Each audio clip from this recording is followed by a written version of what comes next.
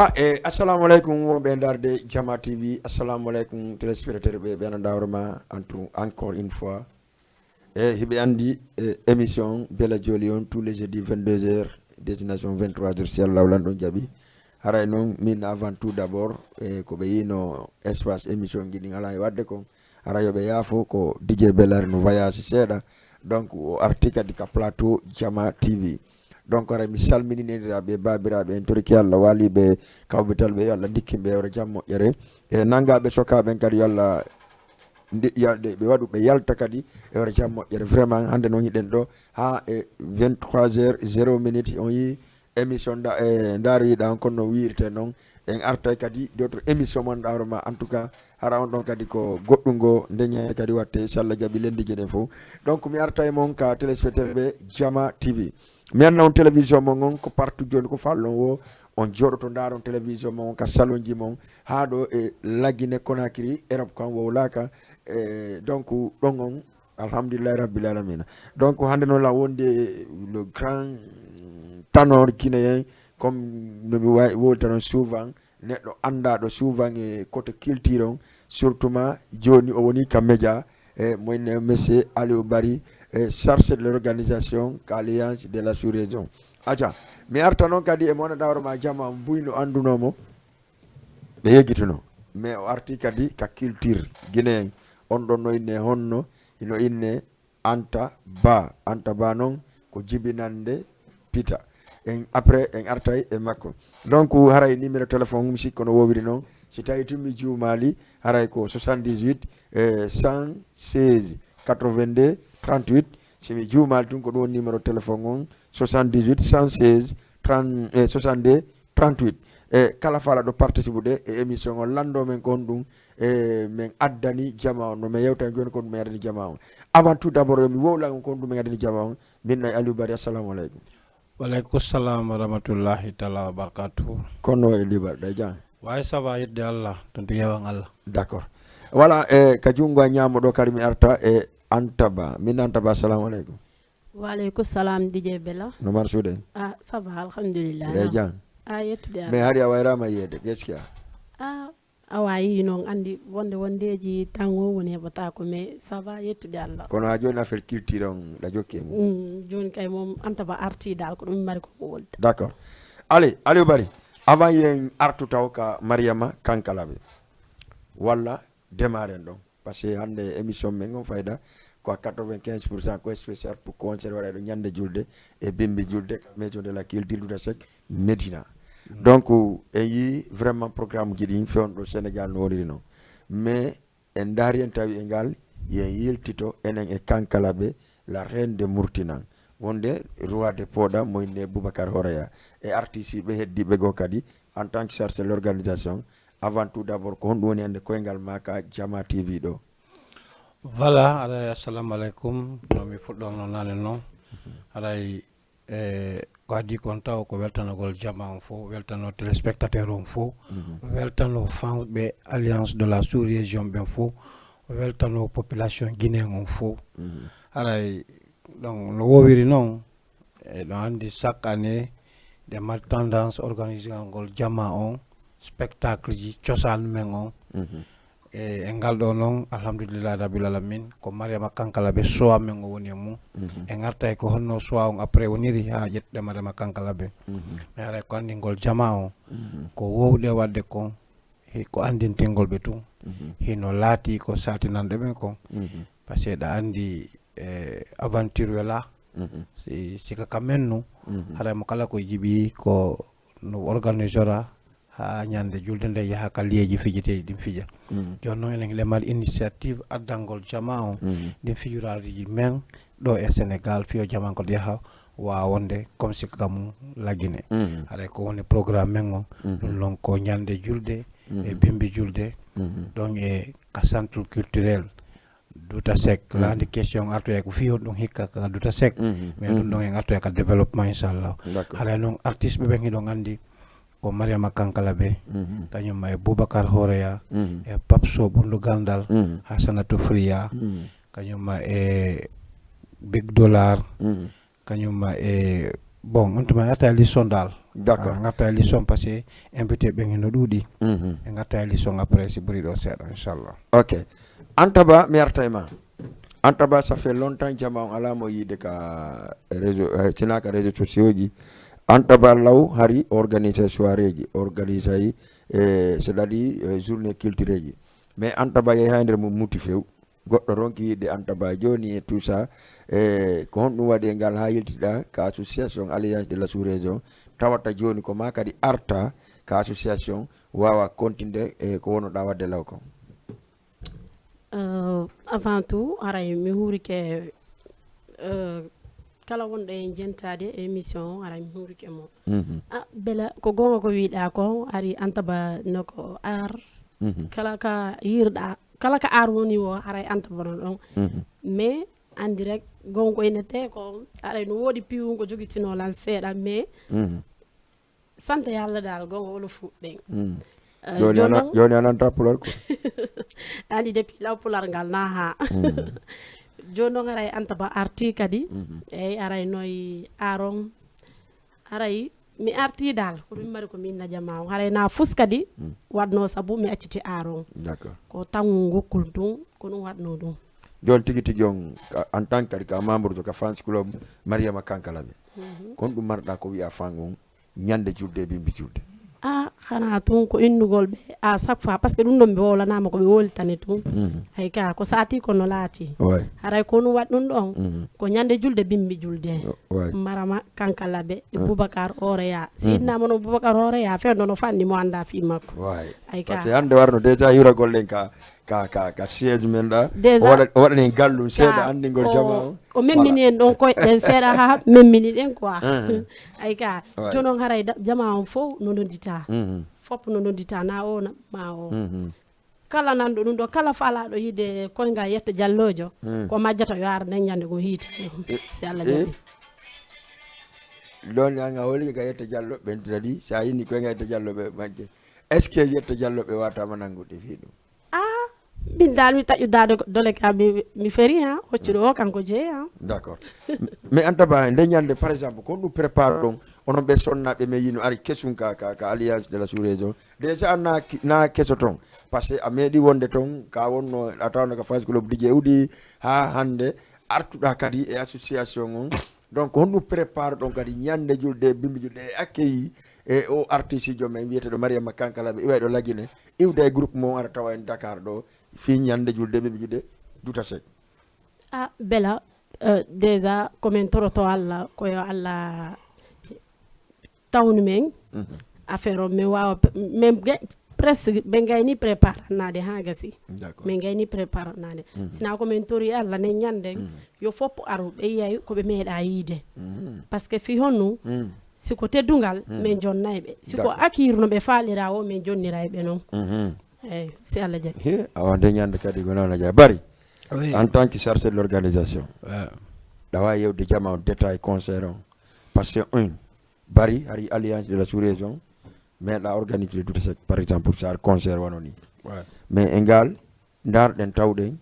e ko madre sek on ɗum addi ɗum voilà haray merci beaucoup question o e ɗa andi adu e garde ka alliance de la sous-région haali ko giɗo jama production ɗa andi makko baɓe men ɓe ginnana siko ka stade hara hino aminani ɓe yawgol par ce que ɓe fotta e esilaɓe maɓɓe ɓe fotta e pay ko waɗa ɓe snap yawɗe grand théâtre moko baɓe fof jokki en resisi fota vraiment artuɗen inna joni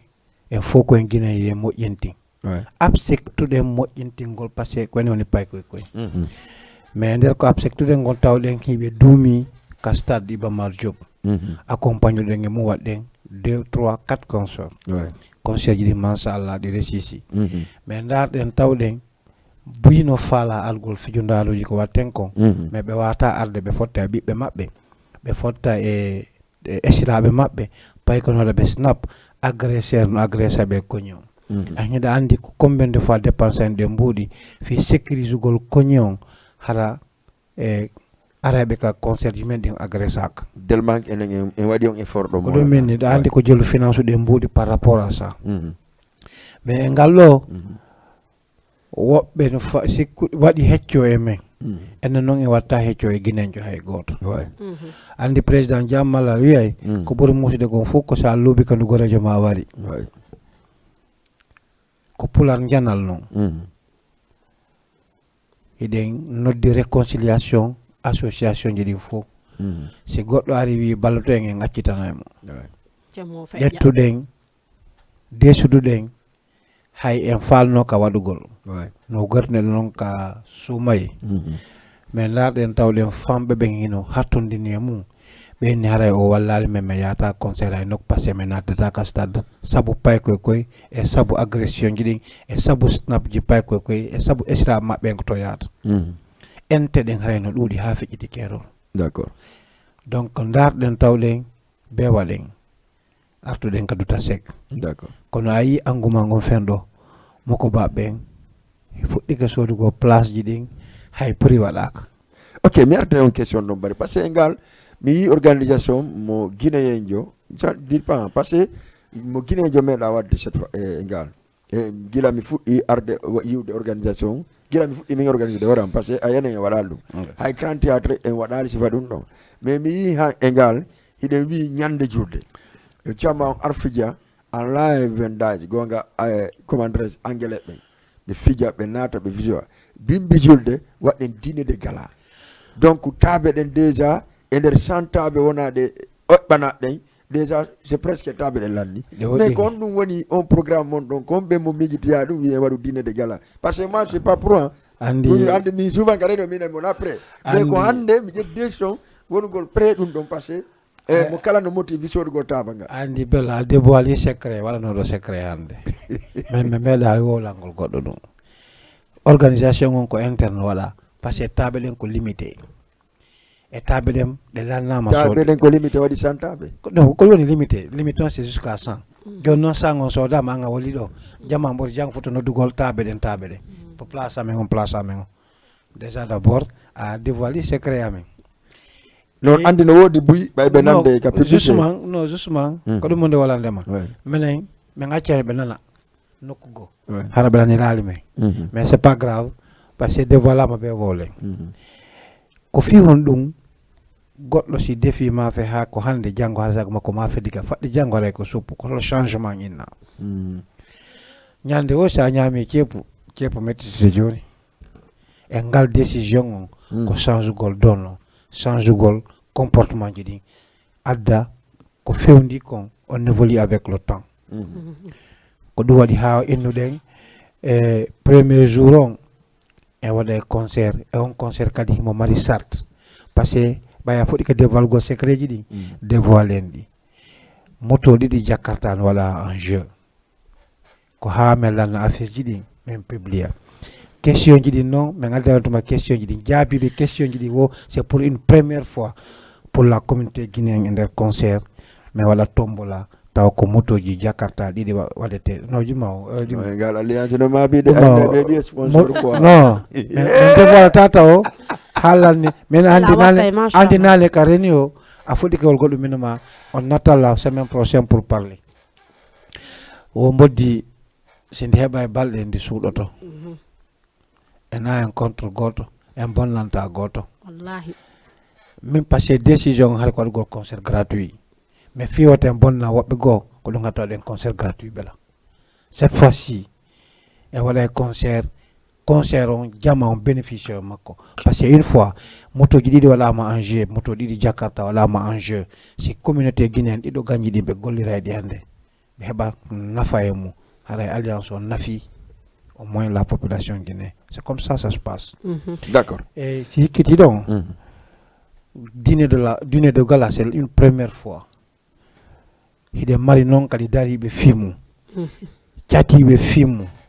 min noon fayda place ji ɗin ɗi lanni c'est pourquoi meeɗa commantogol fi dîner de gala o parce que tous les autorités sénégalais le ministre de la femme et l'action sociale kanko tungo ƴetti responsabilité presque dîner de gala o Bamba Fall wi goɗɗo go wata iwde ka département mum acca mi sikki tun goɗɗo no ka ɓoggum kunno ka ligne allez salamu aleykum aleykum salam on jarama hiɗon jang hiɗon noddanmi honto hiɗon maake honno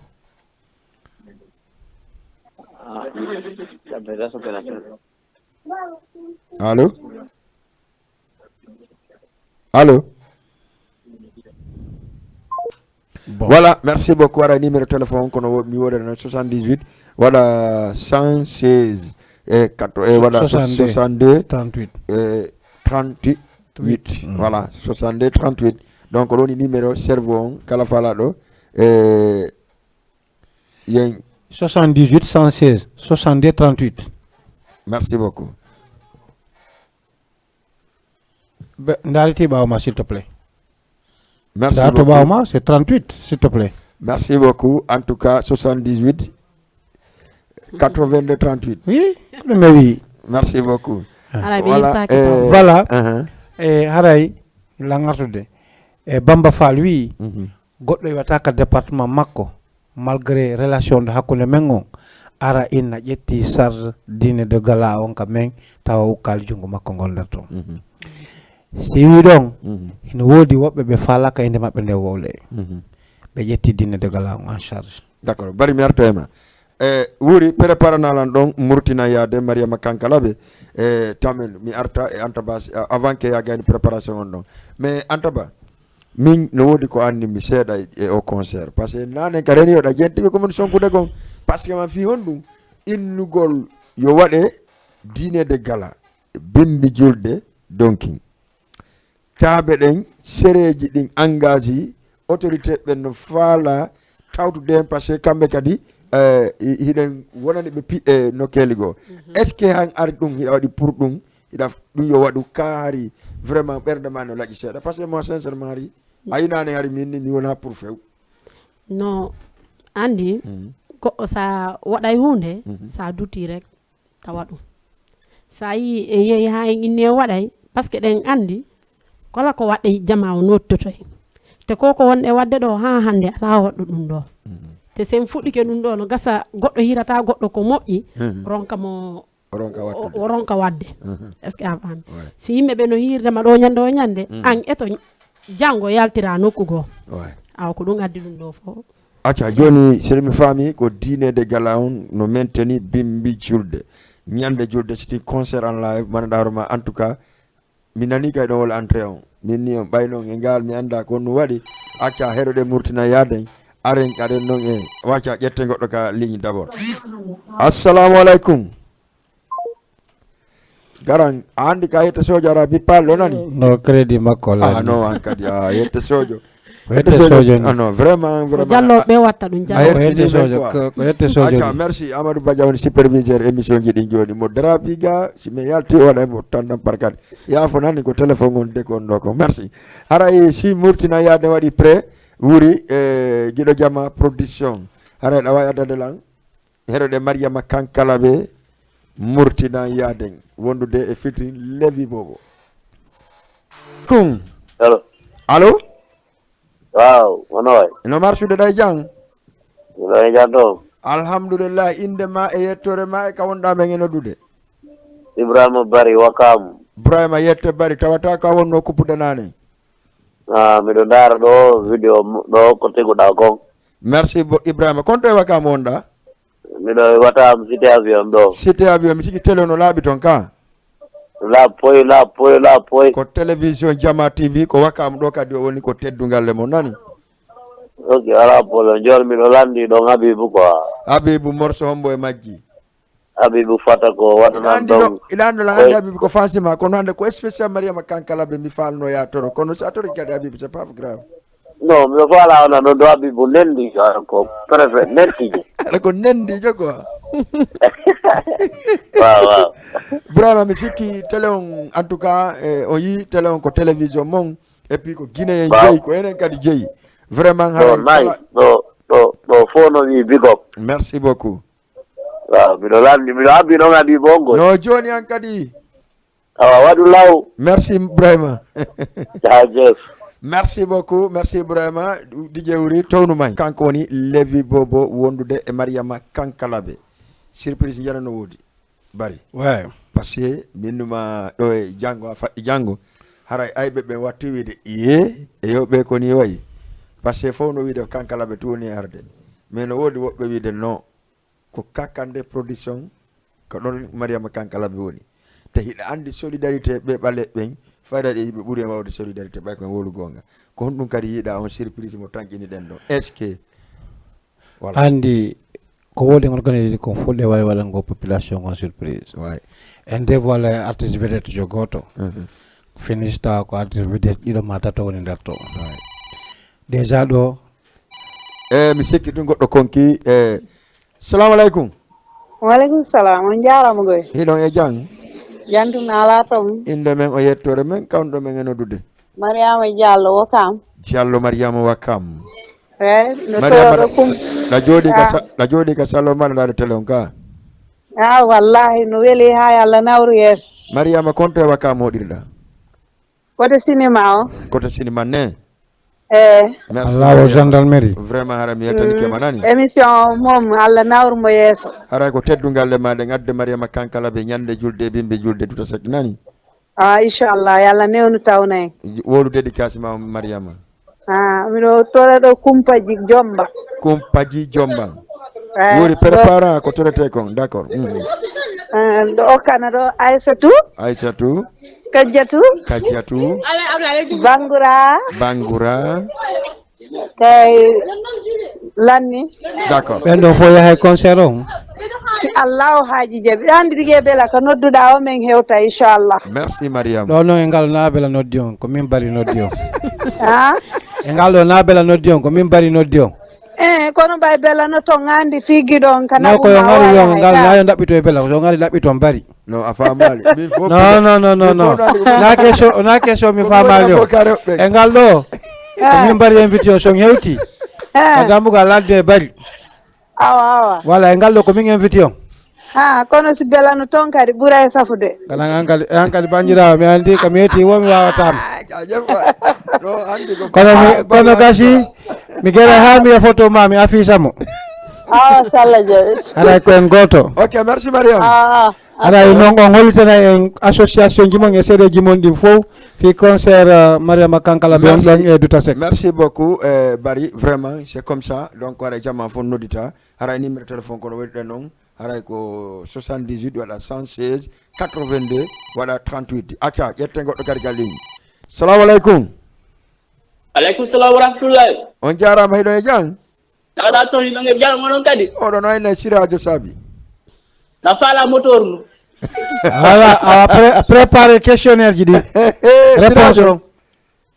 siradio faala ɗin ko moteur ji ɗi mi faala siradio joni noon on prépare to fi question ji ɗi voilà a wonna question ji non na joni c'est une semaine avant le concert qu'on va donner les questionnaires inchallah mais on va se réchauffer non on va c'est à dire ɓe gandi ko bandiji soɓe joɗɗiti fen ɗo ɗaɓɓita e moƴƴa non c'est bari ɗum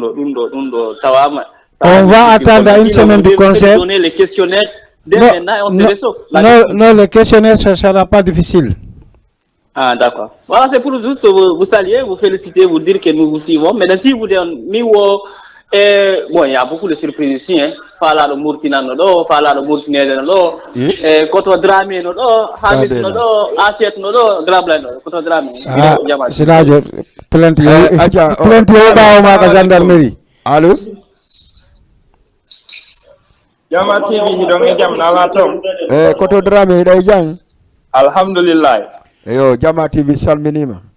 Yo ami salmitike ɗo gandu ara esiraɓe no suuɗornaɓe yaari kamon to mi faala on joguitoro lamɓe to yandi moƴƴa ha mi andata konno ɓe sifori. Ah d'accord mais ndara ko bon esiraɓe ma mi ala wolde inde maɓɓe ha ɓen min anda min no suudirta ɓe no mimi ɗo andi esiraɓe ma kono ami yital to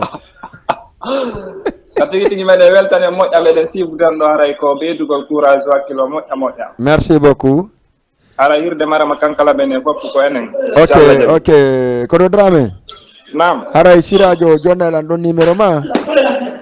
Awa ella. Après dare no yewtiren hewta ka plateau ɗo jamma on anda ko hante Koto Drame nani. Awa na problème nani. Inchallah sallah jeeyi. Ouais. Merci beaucoup. Merci. Merci d'accord. Voilà, c'est comme ça koni tum e urini kadi do ngandi bedo sirajo sabi ko kambe wonno. Nam. Allô? Allô, oui. Oui, voilà, min kadi ko Hamid andi la hebulade ni la on fi. Non, attention. No, Hamidou. Min ko nyalo ma mi anka murtino wona murtinteɗo de Hamidou. ah Joni a fala murtinde kako be murtine. kanko koye murti non ni la fala yo murtini ɓe gon ton ɓayɓe faalami wowlu Hamidou awa nangama. gendarmerie ɓe hokkiti Anangama woda murtini ton bengu makko. no ɓe toñay woni ɓe toñay min fotti e 5 heures du matin ɓe suuɗade langa ɓe ari ha ɓe ƴaylanga koyɗe kanko e ɓe gon mi ala komi wowla No na bengu man kadi. monsieur Bari men teɗɗi monsieur Bari ɓe andi kamen teɓɓodir pipiri a jom photo ji mon ɗin goy no ɓe andi kamen teɓɓodir pipiri a jom photo ji mon ɗin yo technicien mo defana ɗongata e mandino min ko yo sukkar waɗe par ce que gra wuuri kadi watta ata mo sukkar jamais ene Hamidou ha ko onno fi concert mariama kankala ɓe on ɗon préparade wa non lan hebbulade nini lan fi dargol soulier jeɗen non hebbulade mon lan fotagol sulli on ko holtugol jama on fino jama garta par ce que onon ɗon andi déjà d' abord vous êtes de la famille non on se prépare mais ha biyari ko ha maintenant men addo kaydeji ɗi information ji ɗi fof après à partir de lundi yara information finale ji ɗi heɓike inchallah d'accord ça marche finalise de seeɗa point goto menen kadi ɗo ara meɗen tawa événement on ko événement men fof ara fi concert on no jaaɓi kala ko men wawi wadde fi yo muraɗum wawni wadde ara men tori on ballal voilà mais wakkilora e menen kadi sengo amen hara inchallah Mais hara no hiro on technicien jon par ce que technicien jon ko robo wala ga mo defoyde ata ya pas de souci DJ Bella ye kedugo a neldala c'est pas grave kedugo dey non ya no kedugo min ko do mi wonno onno ko plan ko jahay do mi wonno dum fo sendali ya pas de souci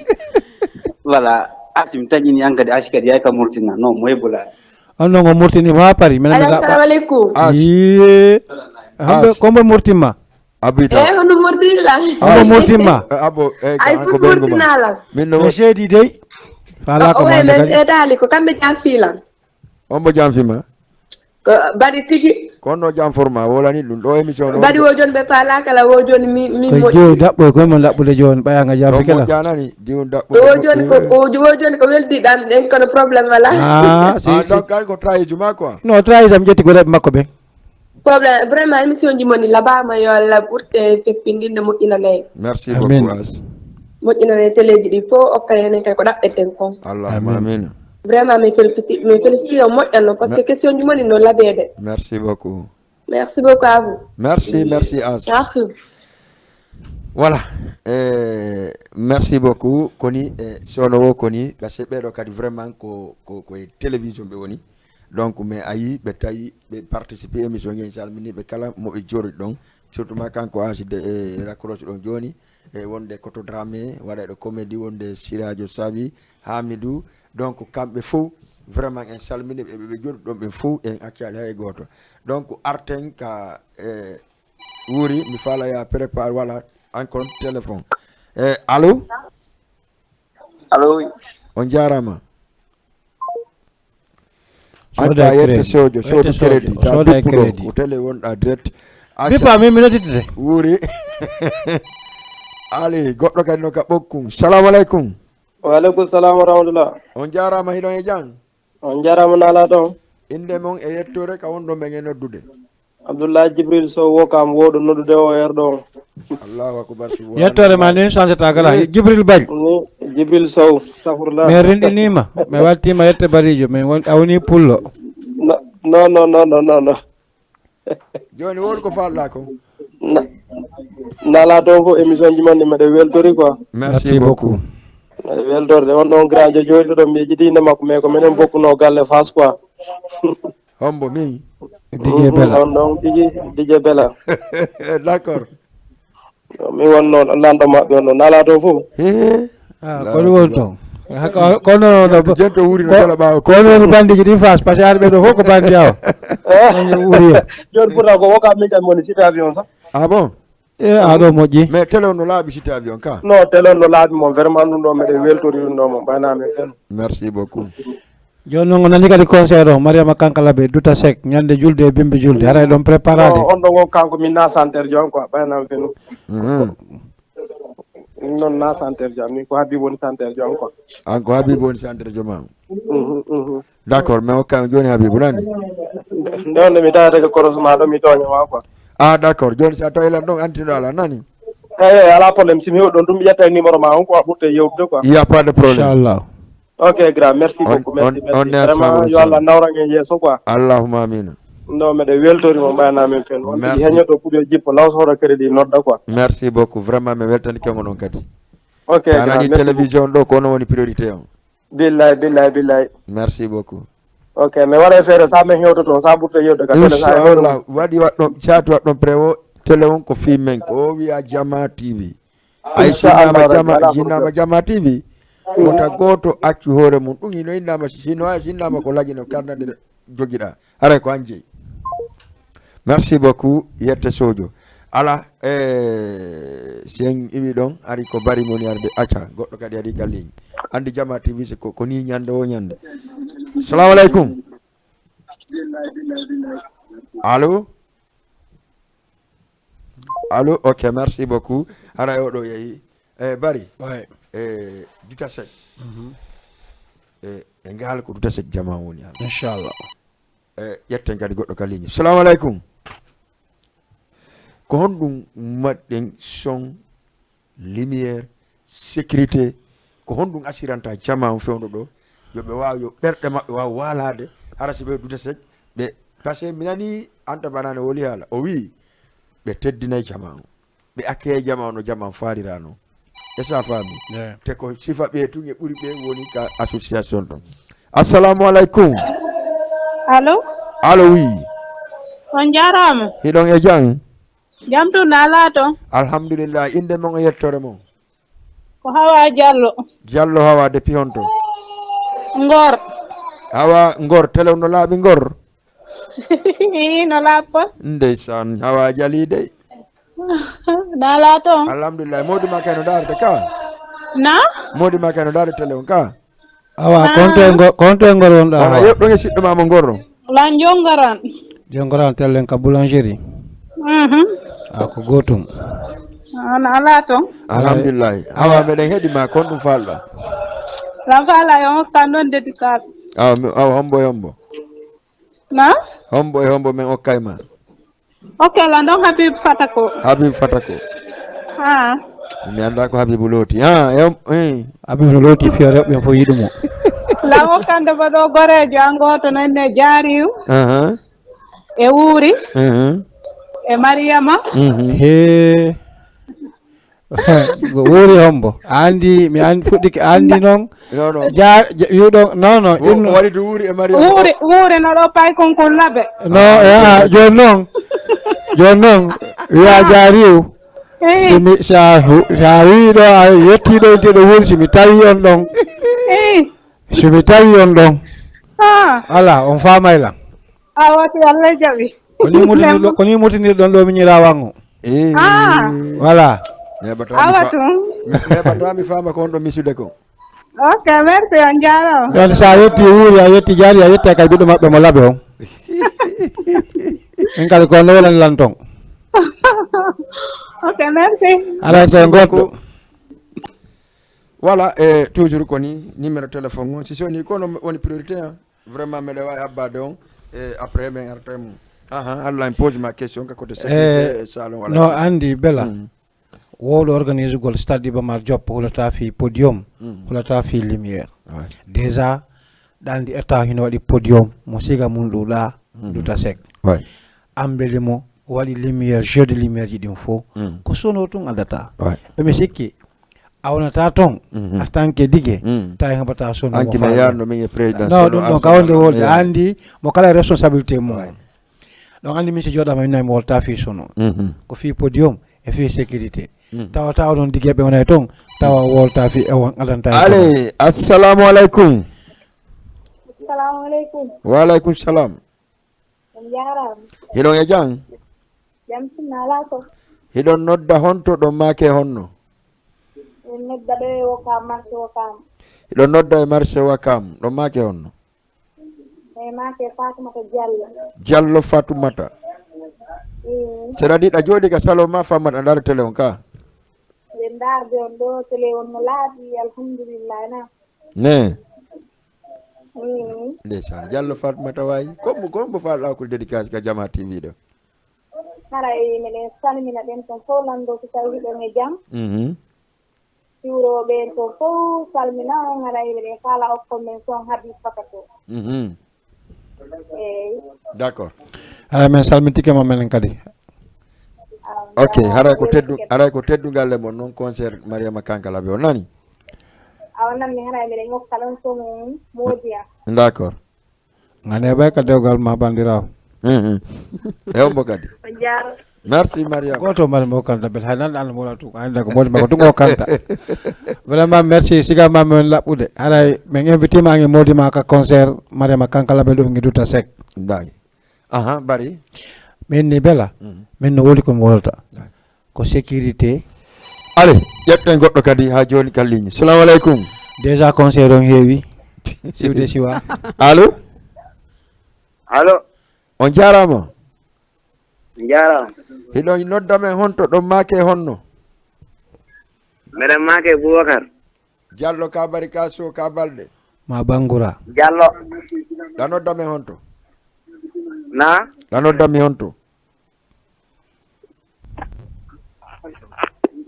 ko honte quartier ji ɗi won ɗon voilà mi sikki tun kanko o yeehi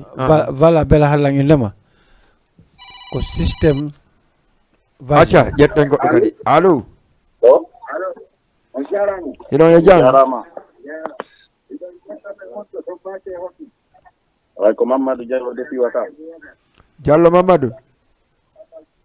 eyi Diallo Mamadou ɗitta télé on seeɗa ma pottoɗa ta côté le o Wakam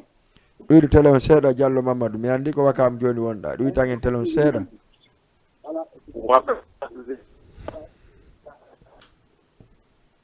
allo way Diallo Mamadou meɗen habbima ko on ɗum dédicace falla men ok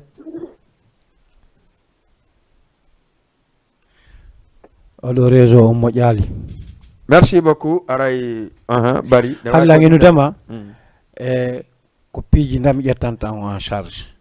sécurité podium organisation mais sono onon tigui ɓe go ƴettana en charge d'accord e ɗon hen andi kadi e meeɗa addugol ɗo artiste jo micro men sika ka hoore podium Allah dandu non e meeɗa wadde min ni acca ƴetten goɗɗo kadi ka ligne salamu aleykum allo assalamu aleykum wa aleykum salam on jarama hiɗon e jang alhamdulillah ko balde depuis Ngor na ko balde depuis Ngor balde depuis Ngor way wara miɗo hiro ɗon grand Amadou moƴƴa par ce que ko neɗɗo mo mi andi hay ko kanko wonno entraîneur jami on ɗo quoi minen e bela en aray ko ɗum waɗi siminati ga hirogol mum ko a moƴƴa noon on bo Amadou Badian way grand Amadou ɗon quoi wonɗo takko mo on ɗon d'accord ok haray ko ɗum quoi ok merci kombo balde moɗon way balde depuis Ngor balde on way ça va frère kono way no welde alhamdulillah no yewde sa seeɗa nani sana waydirama quoi way ɗa andi rek activité ji ɗi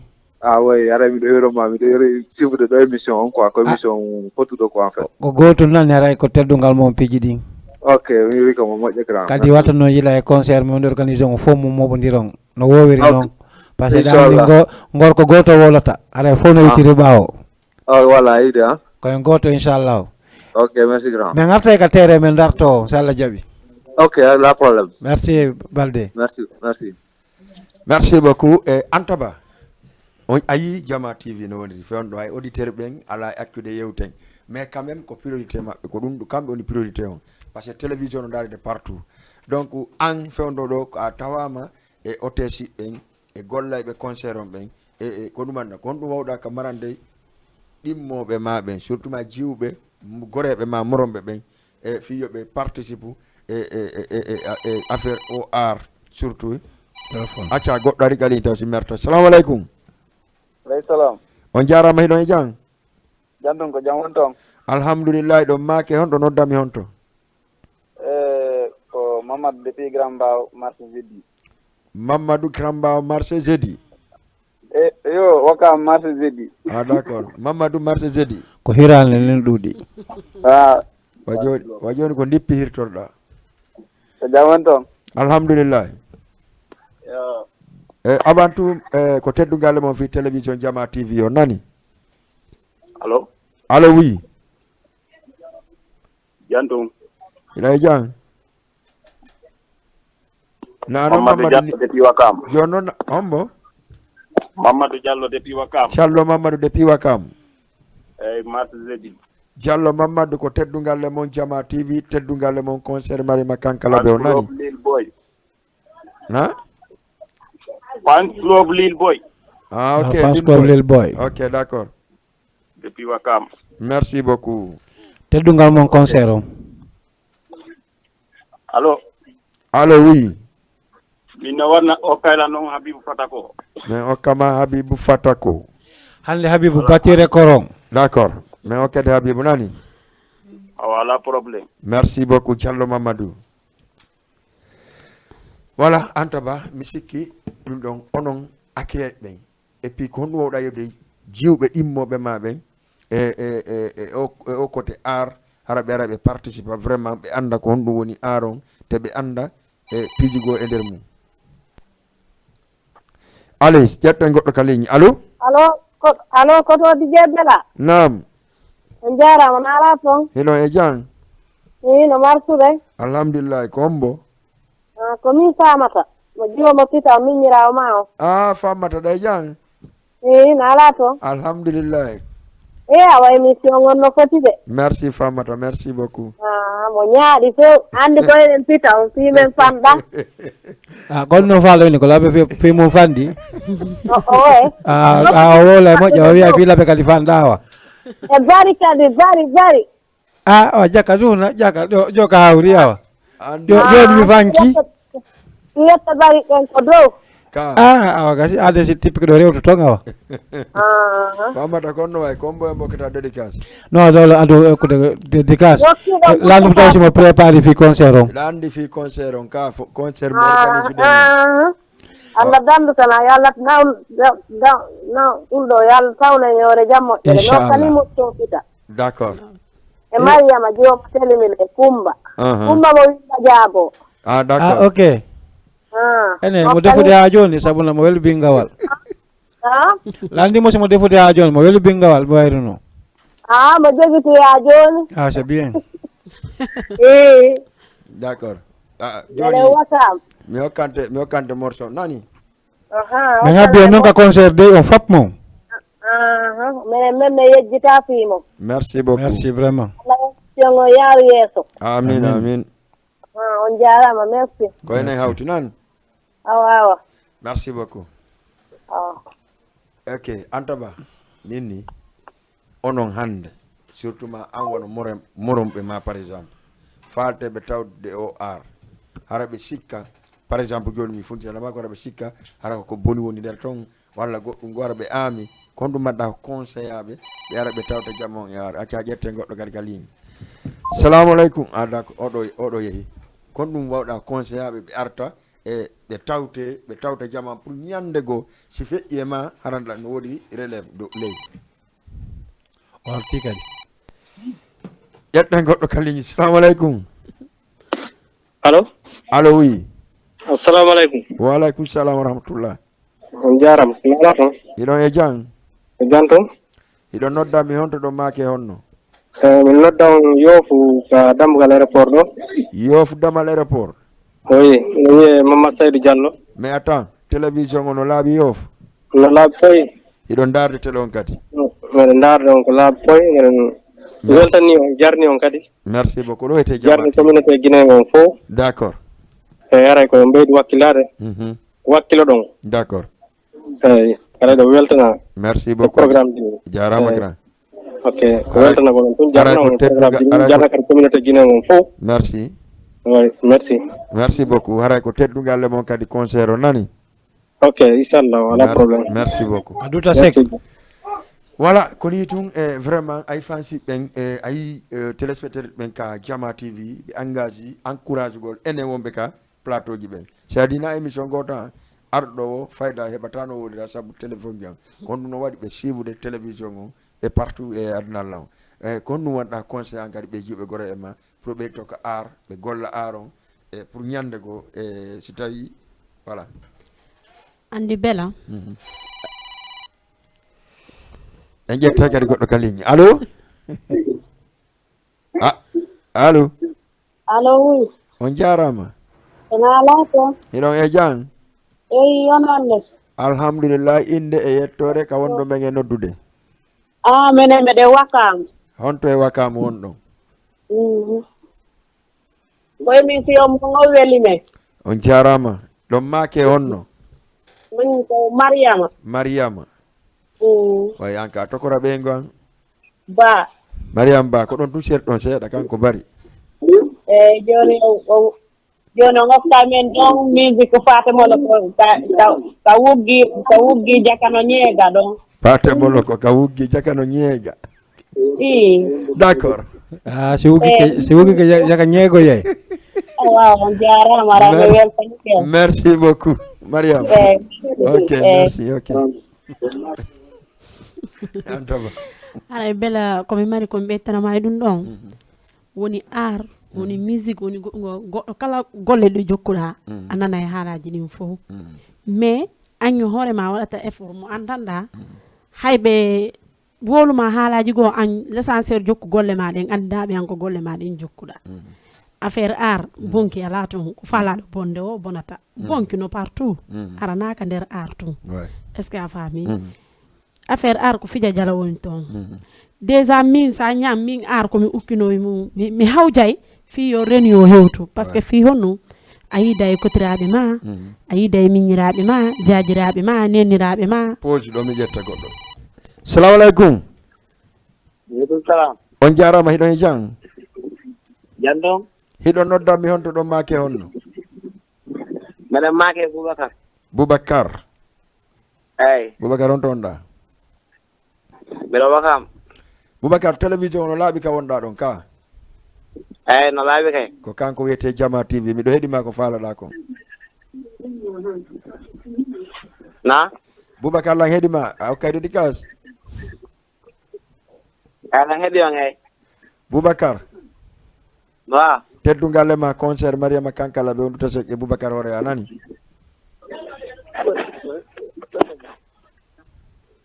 allo allo assalamu aleykum waaleykum salam jonto won ɗon to alhamdulillah onolle jonto yettude Allah ɗo maake honno maake Boubacar Diallo Boubacar ɓe antugande Boubacar ɓe noddiɗo oye miɗo heeɗi on Diallo Boubacar mbeɗe Wakam ɗo miɗo heeɗi on ɗo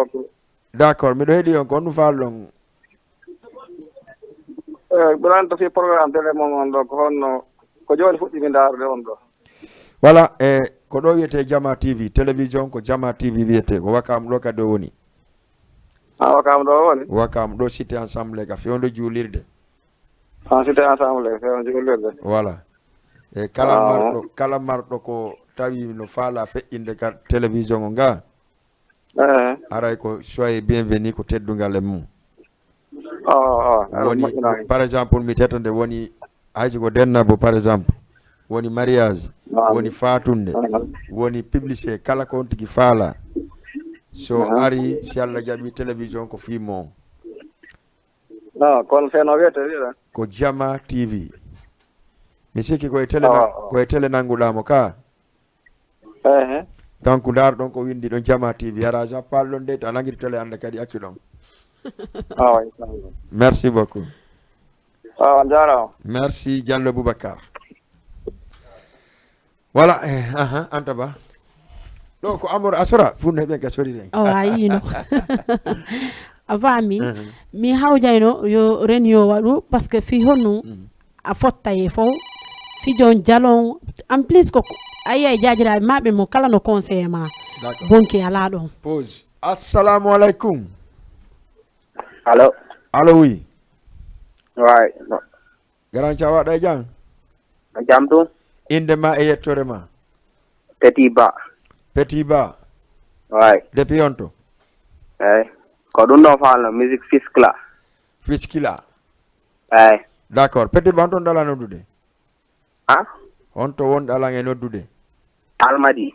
ɗo almadi ka eyi télé no laaɓi almadi ha télé no laaɓi almadi moƴƴa eyi onon kadi mbiɗa weltono émission o no laaɓa merci beaucoup jarama d'accord merci beaucoup ay mi hokkede fiskila nan anta ba Bella comme mari kom ɓettana goroyɓe am ɓen sa nani inde culture walla nani inde art ko boni ala toon kala falaɗo bokkuɗo yo ar tawta koko moƴƴi to woni toon d'accord eyyi acca ƴetten neɓatare waɗi dernier auditeur par ce que min waɗa briefing min gena salamu aleykum aleykum salam on jarama ɗon e jam salminama jantu wonɗo alhamdulillah ɗon noddame honto ɗo make honno wallahi ko ɓe woni adama sabali hajja adama sabali ka monsieur adama sabali monsieur adama sabali d'accord monsieur adama sabali mari gonga eyyi mi noddirɗo almadi almadinaɓe on jarama ɗon ɗon weltana onon ɓuura weltanede ɓe merci beaucoup on jarama onon kadi vraiment minen kam mi weltani o moƴƴa on jarama min waɗan kadi encouragé moƴƴa kadi d'accord ay culture mo darani ɗon o allahu darana on nani allahuma amin a nani allah nabra kadi culture o yeeso amin amin amin allah ko ɓuuri welde daranade leñol mum koy wallahi minen somi yi émission pulaar no waɗe e télé haray ko fierté kala pullo wallahi azim wona Guinée wona Sénégal alay ko fierté pullo fof pullo wallahi komin toroto yo allah nabru émission ji ɗin yeeso allahuma amin vraiment ko wakkilare tun e muññagol kadi d'accord concert men on ko honto waɗirta ko duta sekki watta Medina ɗandiri 25 eyi ko ɗon watta duta sekki ɗo nan hara nde ñande koyngal fijay toon ka si allah jaaɓi koyngal yette sojo hettete toon invité mon o mi hiromo moƴƴa nani d'accord d'accord mi salmina kadi Sister Dia d'accord waɗowo émission 17 heures o samedi d'accord d'accord wallahi mi hiro on fof merci beaucoup on jarama on jarama d'accord voilà neɓata noon hara ɓasse heddani ken 8 minutes simi trompaki bari ɗi séréji invité ji ɗi a wawi ɗe séréji invité ji ɗin par ce que séréji ɗi no engage yaaɓe on waɗireni onon e 12 séré a wawi sittande lamben ɗon seeɗa mi jeemay simi yeggiti haray ko alnaali lan ha mi yeggiti ko adi konko séréji o Diallo belle dame 100% Fouta sans rival e Yama Diadia e Fotti Foli Foli rewɓe da Grand Dakar Medina étoile de Timbi Madina wonɓe ɗo e Wakam sere Nene Goto sere Madina Hulani association Mari Fala association actu dernier auditeur ok continue salamu aleykum merci oɗo wayniki haray ɓeɗo fof ko invité hiɗa andi noon an waɗa on tuma liste maɓɓe on kañuma e artiste on fof artiste on kadi Boy Disco Petit Bari Free ɓenɗo naale mi sitanoɓe andi Papso en Aliou Café en ɓenɗo fof hiɓe parude fende ɗo fiyo concert andi nane Bella a landike an tabaɗo dernier auditeur walla auditrice allo on jarama on jorom narsude dede oɗo ko yette sojoni ɓuuri oɗo ko yette sojoni noddami on to na yette sowe de ko yette Diallo yette Dialloɓe ko ɓe on to Diallo to wawi wayde ni eɗen jooɗi Wakam awa mbiɗo heeɗima ko no falɗa eɗen faala yo hokkam men ɗon alkasayon alkasayon d'accord ɗaw kam hombo yombo meɗen hokkamo ɗon Sada Paykou e Mamadou Lamarano d'accord e Mamadou Diallo e Diallo Mamadou ok jarom merci beaucoup merci beaucoup Bari ngallo privilège on ko Sénégal be artiste be sipden do il faut no andi ko holorabe Sénégal do be do wadden e ngaldo wona non be do tu wonata e chaque année joni en wala privilège sénégalais jo guinéen jo goto mi wado musique goto guiné do e artiste jon ande ngaldo wadi marema kankala e Boubacar Horea alliance de la sous-région joni be adda artiste goto Guinée be bol wonde Guinée quoi après be yetta goto wondo Sénégal no ko ben woni fete kadi en décide da addugol artiste dido merci beaucoup parce que ide ngandi gakalen artiste be gon OK d'accord donc c'est important kadi ko fandi o ko fandi artiste ben Sénégal do haraybe mari revenu c'est très important de le souligner kono no ngada ko mi tortobe andi bela wala dun souvent ko bo satugol fo artiste ko sa jay ka hore podium ayimi ha en son kellan talam no mi jeppinde hega non ati pintama kono andi haray so typique mo do anda tade hore makko normalement min ko mi butta yirugol artiste be ben Sénégal lo pour encourage gol promoteur on ko be gollu gongol sibe golli tun jama o yiday golle mabbe len sino golli moja kono no satti sela ya jetto artiste jo tawa vraiment harasa yalti jama ngi ne kon yarando ngo horo podium d'accord donc haray ko lumi torto kambe artiste be a jubben do carnaval no wodi bela ah bon il y a plus de non andi mi fala ka débat carnaval no wodi il y a plus de 50 filles 20 garçons wala be t-shirt ji Mariama Kankala be yalta e sare nem pendant 3 jours 4 jours wala contact direct kanyuma population on andi no bara woni inchallah no andi bella minima ko no andi président Jamala no longi ne goddum ko bol musude gon fo ko loba gon lugoraji mu wari se woli goddo wadi ala be lobi ko warde ko émission gon nebata lan o ko don dédicace ndare no wayno diren non mi kal dédicace go taw 100% hotiren Fouta aray a chaque fois ko andintingol be kon tun ko sati ko no lati nyande julde bimbi julde duta sek marama Kankala be Boubacar Horea haray do ngabita so mbokk sénégalais yeen lay waxal nak jour tabassi lendemain tabassi mang leen di xaar invité na ñepp waaw dina nak affaire bi ñoko bokk d'accord ndax Sénégal ak Guinée benn bopp la kenn mënu ko xaar ñaar dun don kon dun ko bela ko hore wotere awata sende go na ko e didi benn bopp la mëno ko xaar ñaar voilà awata fekki de la biri voilà ok bela avant tout aray mi weltani ke nena kambe accutu be lang be mi ari mi jodi do ha mi no wada émission Modimano ko mi woni jamu demo weltani ke fop weltani ala goto mo mi acci min ko mi jamu demo de aray o trahi janko on kara bela tay ko tawol ha ronka wol gol fi binta yombol camara tiaro impec beron den na bobi bela lutama no bela lutama den na jali jubbe ka aliya sous raison fop fop dal nodita no fop Kermessar ben Kermessar Parcelles Kermessar machallah Medina les filles de la mafia yi don derara do invita les filles de la mafia ala do ngabade les filles de la mafia mais je suis un gors de la mafia donc non wala la non de ben ko anda bi don ka bela yalti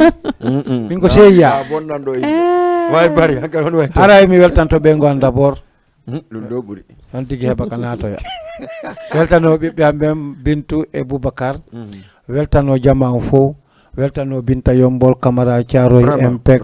Amadou Taximan e do Petiero weltano balliye fo andina mbako hunde wotere mi weltano kala yido ko promoteur mi weltano kala animateur jo mi weltano ngandi o yafoto baylan do ko mi woni directeur Foli Media o mi weltano PDG ango mi weltano tout le bureau le staff no woniri wo ala ko men goto d'accord andina on Foli Media est là ko fi fo on est prêt à collaborer avec toutes les télé men ala sengo lantodi kati to goto do sengo ala ko goto moi en tant que directeur de cette télé j'aimerais collaborer avec tout le monde parce que intérêt guinéen on fo ala ko teddungal mon e don lonkadi merci beaucoup e Jama TV ko no anda ba no dimo kanda no dimi andi na fo sitate do andi ko arta do kadi arda le fi de mafia wagal la men fop mi okanibe ala goto mo metti Mariama sama dom nday begena la nan la ñan julle ñu ngi lay xaar yaa ngi ci biir amul jëkkër célibataire bu mag la candidat la wa maa ngi koy may yero parcelle gendina man ma dugon gendina min naat non yalti d'accord ok ko émission may la parcelle ona Mariama ka c'est bon joni ma émission lanni alla wadi on fuddige yewde ka falano ayi ko ni ok ray ko do mi salminta wonno be darde ben fo mi salmini wano kanko commandress Tidjani momi iwdi tourné on haray kankadi mi salmini mo passé mo wali kankadi fe on do bowti ko men ardi ga mi salmini gadi hasanatu kankadi mo darde émission on ka makko mi salmina kala mon darma en tout cas Mariama Benguang depuis que crossement wakam landi kanko landa de émission on mo yeyde ceke donc kono mi salmini mo mi yetton non ali promotion ceke régie facture kala fala do nyamde ceke ya cross régie facture mi anta no kadi anniversaire DJ Bella Joli long si Allah jabi ko le 3 décembre inchallah do de promotion ha le 3 décembre si Allah jabi anniversaire DJ Bella goddo non bela ko duubi jelo wad commercial facture mi andi ni on le commercial facture et puis là on doit partager parce que c'est dans notre émission qu'il a fait cette promotion donc on doit voilà on a normalement 10% d'accord ce revenu là merci ara merci beaucoup mi anditina on tum